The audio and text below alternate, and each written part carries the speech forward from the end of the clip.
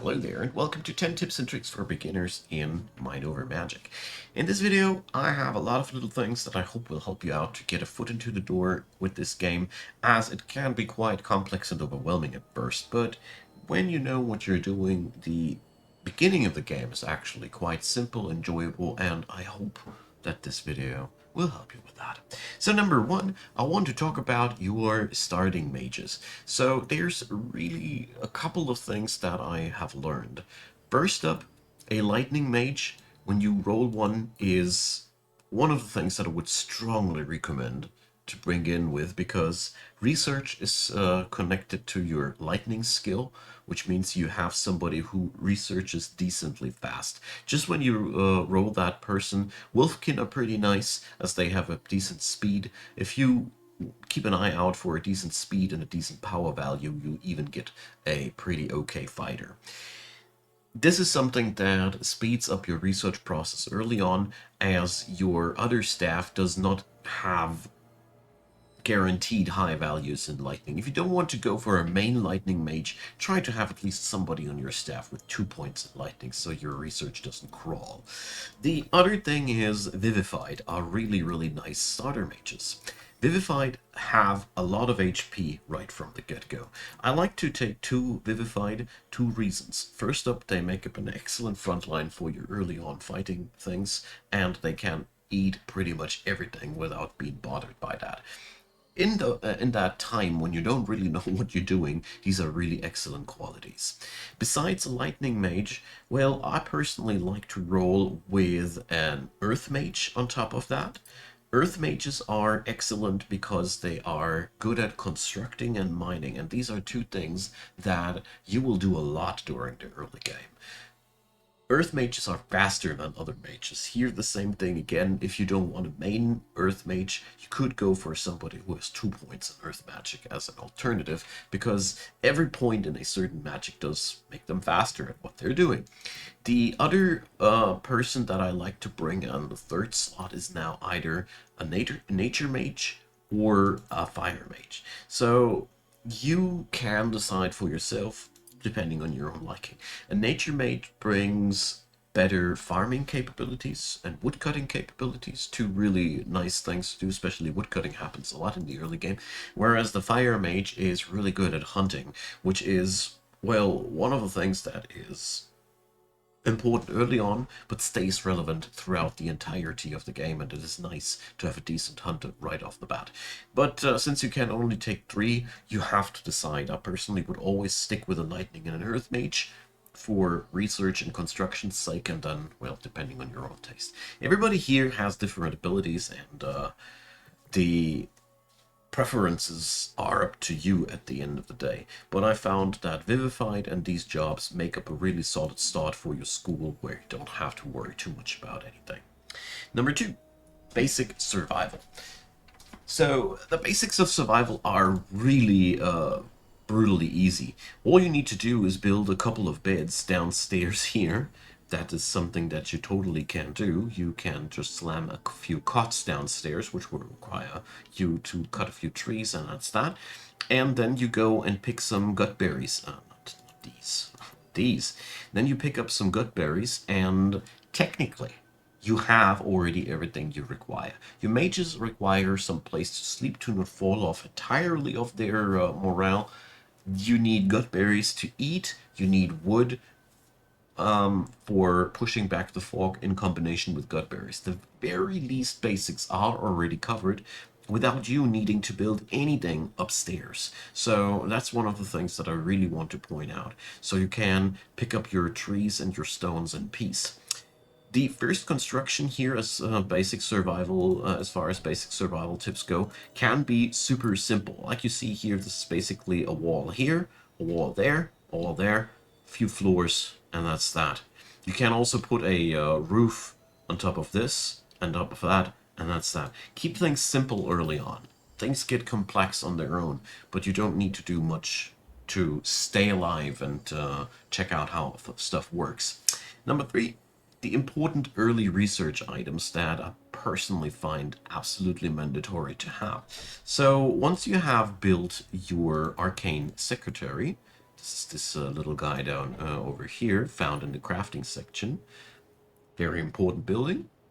Once you have crafted that and set it up somewhere in your early rooms or such, go research-wise for the following things, or at least think about it. Critical care allows you to build a medical bed. This heals wounded mages.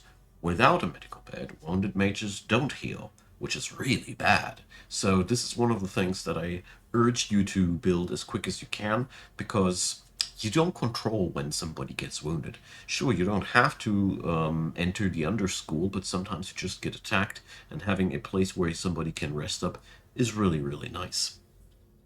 Next on the line, go here down towards rustic dining. You get a place to cook, and you get a bitter rice plot, you get a bitter rice gruel, and you get a place to eat. These things have a massive impact on the long-term happiness in your school. And while bitter rice is not the best food, it is enough for the first 30 to 40 days to keep your people afloat. No props. Beyond that, we can pretty much skip on that. This is not so important. Very important here, the enchantophone.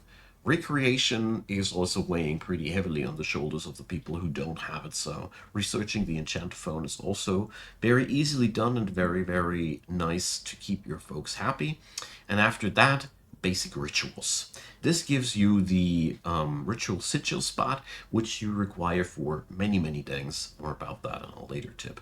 And of course, put stuff here. Unlocking chests is just, yeah, it's just massive. You need that. All right, all the other technologies here in between, you can take them when you want them, as soon as you have read through them. Take your time with those. I found the aforementioned things to be the most time-sensitive researches. After that, you can take things pretty much on your own tempo. Number 4, mandatory rooms that you pretty much must have. There's luckily not many, and the room system in Mind Over Magic is mind-bogglingly complex. There's just 2 rooms that are really a must-have in the long run. For one, the assembly hall. It is the room where you plaster down your ritual sigil, and it really has only the requirement to have a certain amount of luxury. This room is extremely important to graduate your students. You don't need an assembly hall for that, but for hiring new staff. You can't hire new staff eventually without an assembly hall, and the other levels, the auditorium and the great hall, will eventually be also a must-have, but the assembly hall is the first room where I felt like if you don't have it, you really get into trouble eventually. And the other thing is found to be in the workshops, and that is this line here. Mage's Study, Mage's Tower, Mage's Hermitage. These 3 things unlock higher tiers of technology. Once you're done with tier 1 technology, you can't go further without building yourself a Mage's Study. As you see there, this is also nothing that is of urgent importance, but it is clearly the first must-have thing that you see down the line if you want to dive into this bracket of research. And as you see here, the other brackets of research have their own tiers here, so that's something that you need to have. But at the end of the line stands all of these other rooms are extremely helpful to have, and the bonuses on conviction and production speed, rest recovery speed, and all those are really massively powerful, important and all, but your school won't fail without those. So if you feel overwhelmed by this system, these are the 2 only things that you really need to pick up first, and after that you can take it bit by bit in bite-sized chunks which you feel happy with. You don't need to go all crazy with all those. I personally felt very overwhelmed by this one, so maybe you do too. Number 5, light and room size. So if your rooms are not properly lit, you get an infestation of void shrooms. As you see here, hidden behind the F2 button, this little thing down here is the lighting menu. As you see here, everything is nice and yellow as it should be. The lighting should be always beyond 50% in every room. Otherwise, the void shrooms will drain the mana of the students and staff alike passing by. They need to be harvested and or destroyed. And the major downside there is they take something of the happiness of the mages. So too many void rooms really piss off the people working there. Long story short, you can help yourself with two ways. First up, always light up the rooms completely, obviously, but try to make rooms small at the beginning of the game. Large rooms need lots of lighting. You don't have efficient lighting researched at the beginning of the game. When you start out, you only have those wall torches. They really offer not much light. They have negative luxury. And yeah, you also need Viscera, which is also pretty annoying to gather early on. So smaller rooms mean less amount of lighting devices that you need to put up, which also have not the quality that you desire. So it's altogether something where I must say, try to keep it up with small rooms when you start out, and then make them larger as your tools of lighting up rooms improve. When you have windows and you have braziers and whatnot, it's so much easier to keep the light levels intact. But early on, big rooms are a real pain to have them properly lit up. Number 6, conviction. So I want to dedicate here a little bit of a quick pointer towards this system. Conviction is where which will make your people go either totally insane or perfectly happy. Conviction is one mechanics which you can safely ignore when you start out with the game, but the longer you play this game, the more important this becomes. Two reasons. First up, the older your school becomes, the more malice you grows around you, and they have a lower baseline of happiness, so to speak. And the other thing is going into negative ranges can have really bad side effects. So you really want to keep your folks happy. Two things are kept to be in mind. Every little bit of comfort that you can bring up, be it better rooms, be it more luxury, be it more different services. I mean, you just need to study that thing to find out what's bothering them and change something about that. That's one thing. But the other thing, which is really important, is once your students are fully leveled out, you can keep them for a while before entering new ones.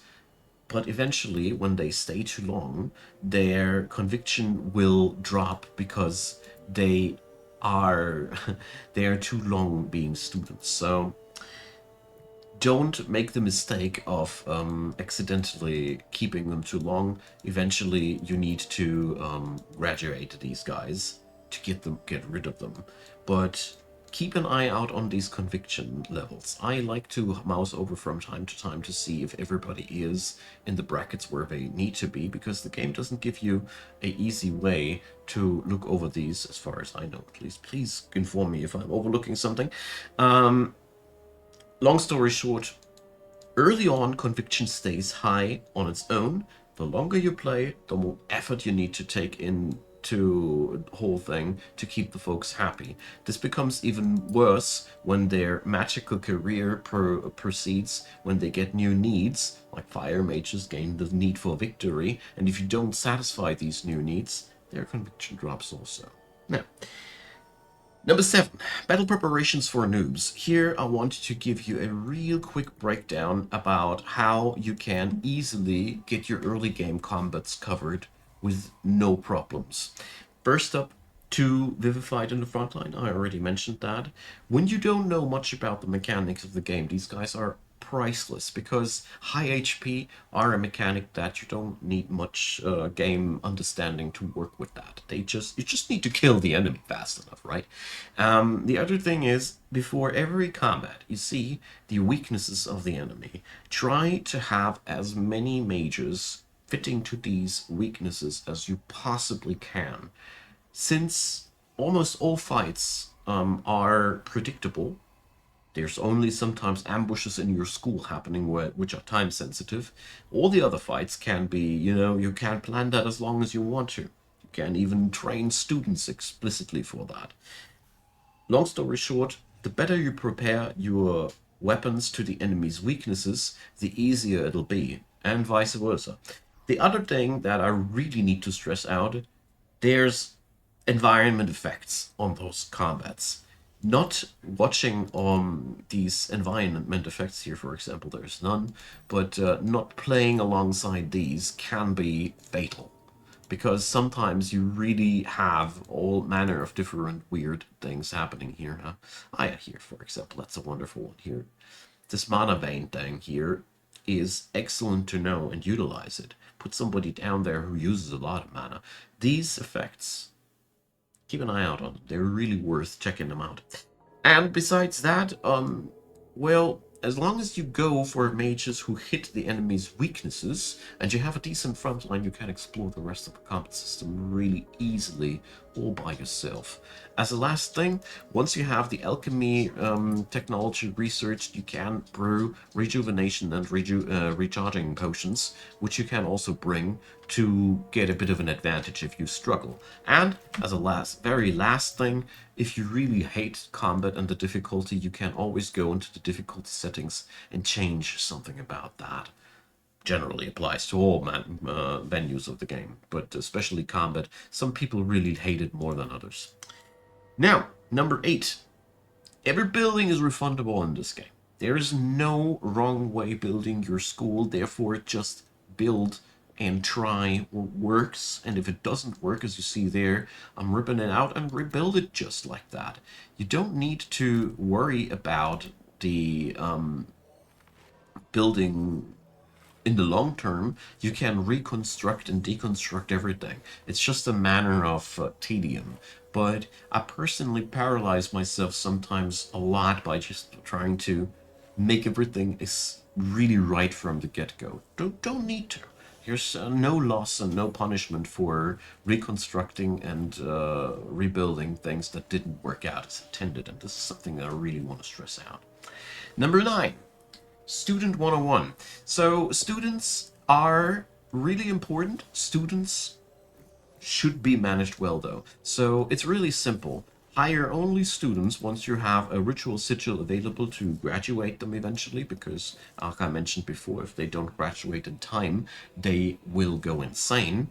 Always have enough beds for the student before they get summoned. That's also very important. And students have to have here the get to care for beasts, which is exclusive to them. So beast handling is something which can only be done by students, and therefore it's a really, really important and powerful task that can be full and will be fulfilled by your students. Besides that, how many or how little students you have is entirely up to you, as the game doesn't force you to have a certain amount of students or such. It's find your own pacing. There's much freedom in this game. But as long as you have beds and a place to graduate them, there's literally nothing you can do wrong. I forgot a classroom. I'm sorry. Obviously, you need a learning stone as well, and try to make the basic classroom as good as possible. So that is pretty much everything you need to know. After that, there are much more complexities to it, but you can't break much with this amount of knowledge available. So number 10, take your time. This game is horrifically complex in its details. It starts out relatively easy, and it grows so much more wild the longer you play. So, long story short, when you feel overwhelmed by something, take the smallest step and work from there. So you don't need to plan your entire fine kitchen right from the get-go. It's okay if you just plan a kitchen. And if the room doesn't happen to fit into your plans for the fine kitchen eventually, you can relocate, rebuild everything with ease. Nothing needs to be done perfect in the first draft. And if you are a little bit susceptible to these kind of thoughts, this game can sometimes catch you on the wrong foot, I think. At least for me it is. And therefore I wanted to put this on the last point here. Take it as slow or fast as you want to.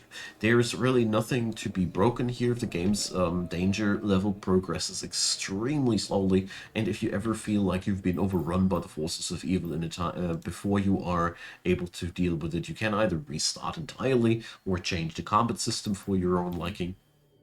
There's lots of things you can do here, and I highly recommend to find a way how you can enjoy this game. in steps which don't feel hasty or convoluted or overwhelming. So I hope this helped you out a little bit, and more to come from me on this end. So here's also a playlist coming on up. Playlist link will be in the description box with all the Mind Over Magic tutorials now after this game's finally finished. Leave me your comments down below if you have anything you feel like beginners should know. I mean, I'm just barely scraping the tip of the iceberg here. Feel free to add them in.